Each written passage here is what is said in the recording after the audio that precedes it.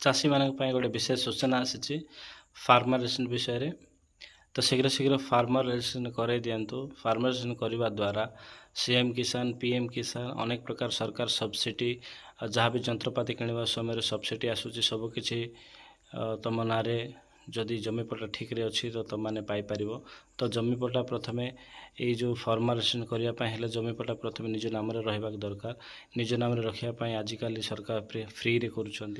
जदि बापा नाम हो कि जेजेबापा नाम जदि जमीपटा तुम जदि अच्छी तो सही जमीपटा को प्रथम निज नाम कर निज नाम कराइला निकटस्थ जनसेवा केन्द्र को हो ना कृषक साथी पाखक हो ना निजे हेले मोबाइल रे नहले एग्रीकल्चर ऑफिस को जाइकी फार्मरेसन कर दिंतु। फार्मरेसन करवा द्वारा पट्टाटी तुम ना हो सारा द्वारा तुम्हें सरकार जहाँ भी किसी योजना अच्छी जहाँ भी किसी सब्सिडी अच्छी सीएम किसान योजना पीएम किसान योजना प्रत्येक योजनार लाभ उठाई पार। जदि यही फार्मरेसन करूना आगामी दिन में प्रत्येक सरकार योजनार तुम वंचित हो। तो ये वीडियो जो मैंने देखुच से आम निहाती इम्पोर्टाट मैटर विषयटा बतईदेलु। तो ये विषय हूँ जहाँ भी सरकार योजना पाइबापी हेले फार्मर रेजिस्ट्रेशन निहाती आवश्यक अच्छी। जहाँ हो जाइथिला एबे ताहाकू पुणी थे सरकार अपडेट आकार रे एटा कहउछंती। जो मृत व्यक्ति नारे जदि जमी पट्टा अच्छी तो निहाती यथाशीघ्र संभव से पट्टाटी को निज नाम कर दियो। जी उत्तराधिकारी अच्छी तांको नाम कर दियो।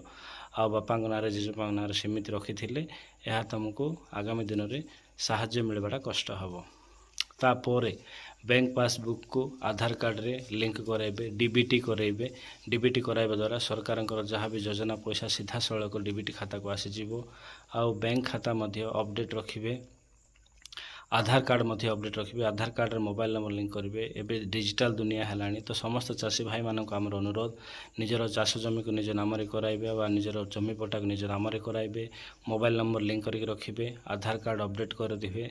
प्रत्येक जिनस नुआ नुआ होची अपडेट होची तो निजे अपडेट हुंतु। ये वीडियो देखिबा द्वारा तुमर किसी जदि डाउट आसुची आमको कमेंट माध्यम रे पचारंतु आमे तुमको संपूर्ण समाधान देबु। ए वीडियो टी शेयर करंतु। जदि भलो लागिला लाइक करंतु कमेंट करंतु।